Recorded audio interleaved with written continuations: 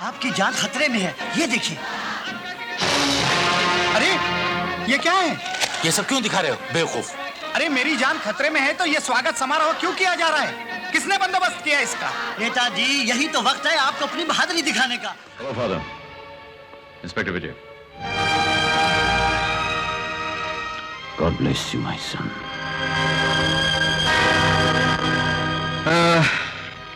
ये केस मैं ही हैंडल कर रहा हूं फादर, इसलिए आप मुजरिम के बारे में जो कुछ भी जानते हैं मुझसे कह सकते हैं। मैं यहाँ के इंस्पेक्टर से पहले ही कह चुका हूं कि मैं सारी बातें सिर्फ एसपी साहब को ही बताऊंगा। ओके फादर, लेकिन एसपी साहब को ये बातें जानना किस हद तक जरूरी है ये तो मुझे मालूम होना चाहिए। नहीं। एक मिनट फादर, आप एसपी साहब को मिलने की इतनी जिद क्यों कर रहे हैं?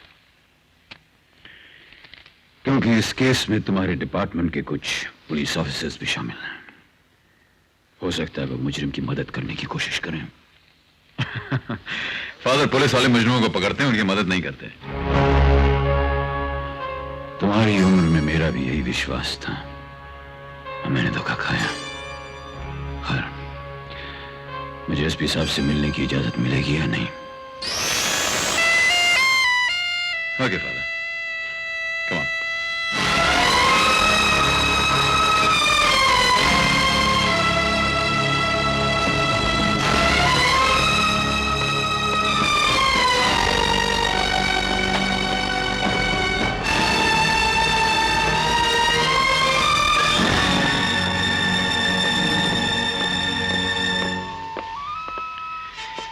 आप जरा यहीं रुकिए।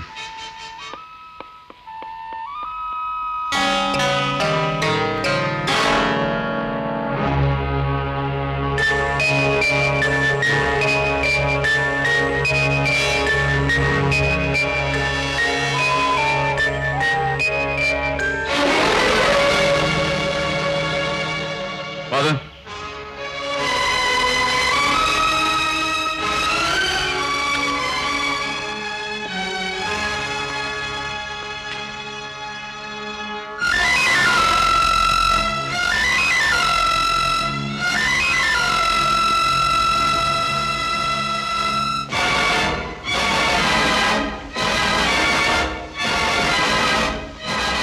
Father, please sit down. Thank you. Father, ये केस इंस्पेक्टर विजय संभाल रहे हैं। He is a very sincere officer. हम सबको इन पर पूरा विश्वास है। आप सब कुछ इन्हें बता सकते थे। चाहता तो मैं भी यही था कि मुजरिम के बारे में इन्हें सब कुछ मालूम हो जाए, लेकिन बाद में मैंने सोचा कि मैं खुद आकर आपको बता दूं। सर, अगर आप इजाजत दें तो मैं इनकी तलाशी लेना चाहता हूं। No no Vijay, it's all right. नहीं, इन्हें अपना फर्ज पूरा कर लेने दीजिए एसपी साहब। आप इन्हें तो कहा था कि ये बड़े सिंसियर ऑफिसर हैं। गो अहेड मिस्टर विजय।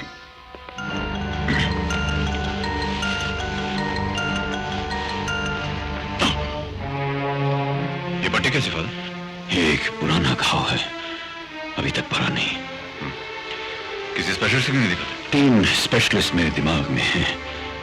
आज बड़ी मुश्किल से पहले स्पेशलिस्ट से अपॉइंटमेंट मिली है। Thank you father. Excuse sir, सुबह डीआईजी साहब के ऑफिस से एक फाइल आई थी। ये आपने देख ली? हाँ, देखिए। Thank you sir. हाँ, अब बताइए फादर, ये मुजरिम कौन है? वो किन 3 लोगों को मारना चाहता है? किस जगह पर मारना चाहता है और क्यों मारना चाहता है? साहब, सुनाने में बहुत वक्त लगेगा, इसलिए उस मुजरिम के बारे में सारी बातें मैंने इस कागज पे लिख दी हैं। आप इसे पढ़ लीजिए।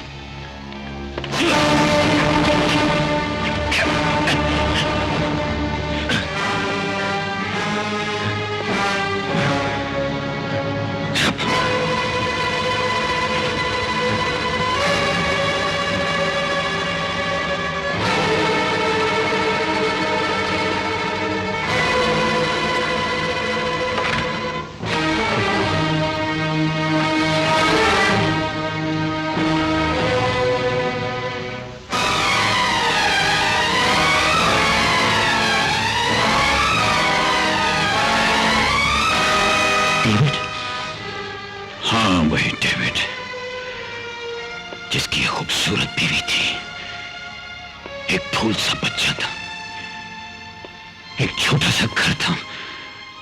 तूने वो सब कुछ बर्बाद कर दिया साहे।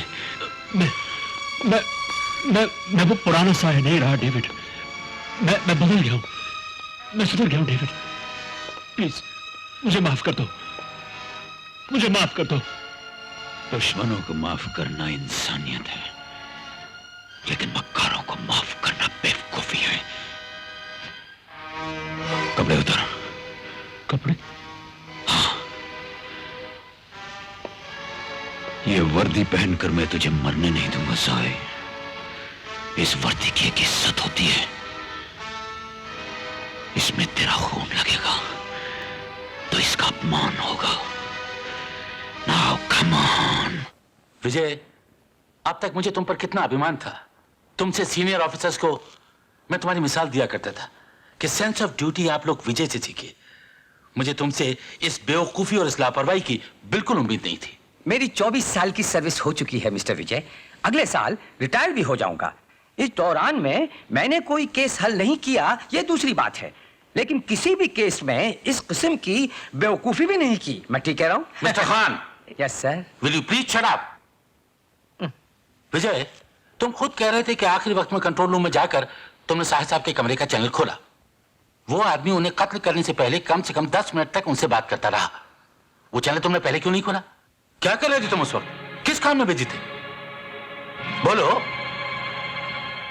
एनीवे, ये तुम्हारी पहली गलती थी और उम्मीद करता हूं कि यही तुम्हारी आखिरी गलती भी होगी। You can go now. तुम्हारी आंखों में आंसू देखकर मुझे भी बहुत तकलीफ हो रही है, लेकिन 24 साल अंधेरे में मैंने जो खून के आंसू बहाए हैं उसका हिसाब तो चुकाना ही पड़ेगा, है ना? लेकिन 24 साल अंधेरे में मैंने जो खून के आंसू बहाए हैं उसका हिसाब तो चुकाना ही। लेकिन 24 साल अंधेरे में मैंने जो खून के आंसू बहाए हैं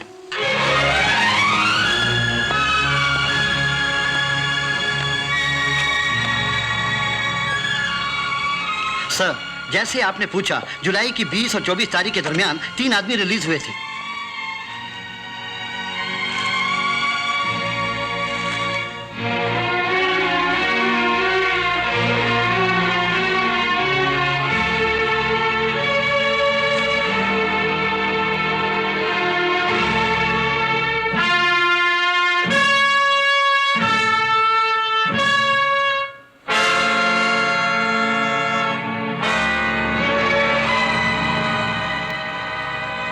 विजय, क्या तुम यकीन से कह सकते हो कि यही वो मुजरिम है? यस सर, इसका नाम डेविड है। अपनी पत्नी मैरी के कत्ल के जुर्म में से जेल भेज दिया गया था। केस की जब कार्रवाई हुई तो 3 आदमियों ने इसके खिलाफ गवाही दी। इन तीनों को कत्ल करने का कन्फेशन इसने चर्च में किया। सुपरिटेंडेंट ऑफ पुलिस सहाय इसका पहला विक्टिम था। केस की बाकी बातें फाइल में। श्रीमान विजय साहब, जब आप बूढ़े हो जाएंगे तब लगभग इस हत्यारे डेविड के जैसे ही दिखाई देंगे। मिस्टर अमरनाथ, आप जैसे सीनियर ऑफिसर्स सिर्फ जबानी जमा खर्च करते रहते हैं। आपसे जूनियर ऑफिसर विजय कितनी मेहनत करके इतना सब कुछ पता लगा के लाए हैं और आप इनका मजाक उड़ा रहे हैं।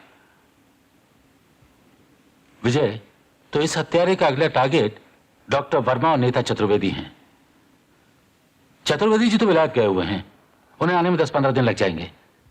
तुम ऐसा करो, यह पता लगाओ कि डॉक्टर वर्मा कहाँ हैं और उनकी हिफाजत का पूरा बंदोबस्त करो। डॉक्टर वर्मा अभी आते ही होंगे। आते ही पहले आपको मिलवा दूंगी। आप बैठिए।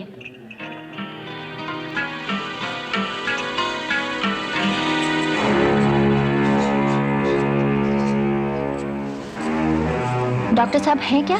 नहीं, आते ही होंगे। आप बैठिए।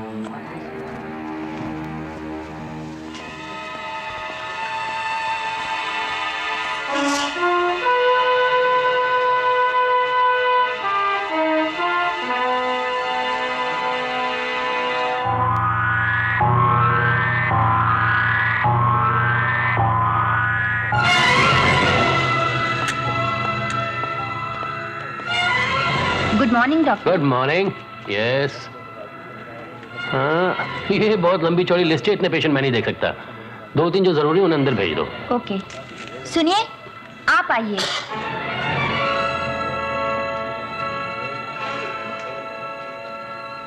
Doctor Verma, yes.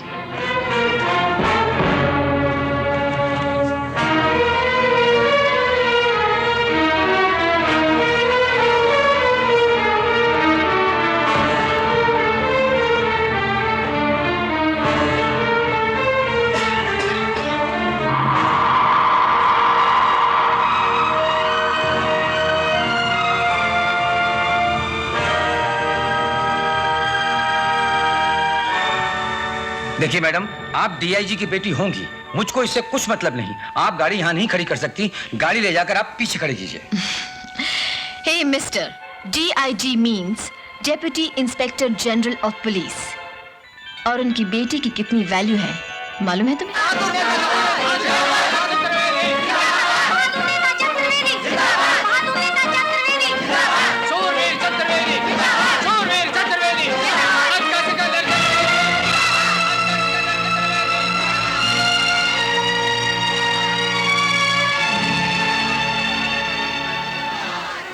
पुरानी बातें भूल जाओ विजय, और ये याद रखो कि तुम एक पुलिस ऑफिसर हो। स्वागत है नेताजी, स्वागत है। आपकी जान खतरे में है, ये देखिए। अरे ये क्या है? ये सब क्यों दिखा रहे हो बेवकूफ? अरे मेरी जान खतरे में है तो ये स्वागत समारोह क्यों किया जा रहा है? किसने बंदोबस्त किया इसका? नेताजी, यही तो वक्त है आपको अपनी बहादुरी दिखाने का। अरे बेवकूफ! मिस्टर चतुर्वेदी, ये क्या कर रहे हैं आप? आपकी सुरक्षा का पूरा बंदोबस्त कर दिया गया है, बिल्कुल चिंता मत कीजिए। अरे छोड़िए डीआईजी साहब, आपके अपने हेडक्वार्टर में आकर इसी डेविड ने आपके एसपी को मार डाला और आप कुछ नहीं कर सके, और आप मुझे क्या बचाएंगे? मैं चला अमेरिका। अगर आप अमेरिका चले गए तो पार्टी का नाम मिट्टी में मिल जाएगा। जनता कुछ का कुछ बोलेगी नेताजी। मैं नेता नहीं हूँ, मेरी कोई पार्टी नहीं है, मेरी कोई जनता भी नहीं है, ये देश भी मेरा नहीं है। मैं चला। मिस्टर चतुर्वेदी, देखिए डरने की कोई बात नहीं, हमने आपके लिए बुलेट प्रूफ जैकेट बनाया हुआ है। अरे भाई, बुलेट प्रूफ जैकेट तो यहाँ तक होगा, यहाँ गोली मारी तो क्या करूंगा मैं चला। नेताजी, लोग तो सिकंदर चतुर्वेदी जिंदाबाद के नारे लगा रहे हैं और आप भागे जा रहे हैं। जाता हूँ नेताजी। हाँ, मैं बोलता हूँ, मैं चला जाऊंगा। मैं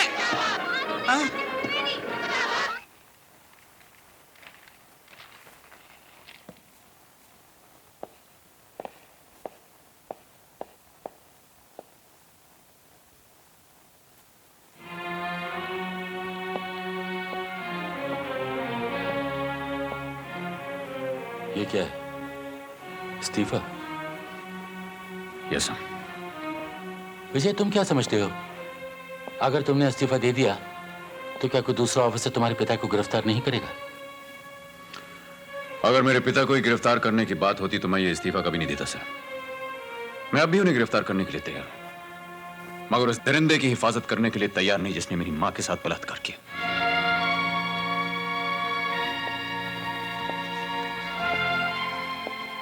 उनका पति होने के नाते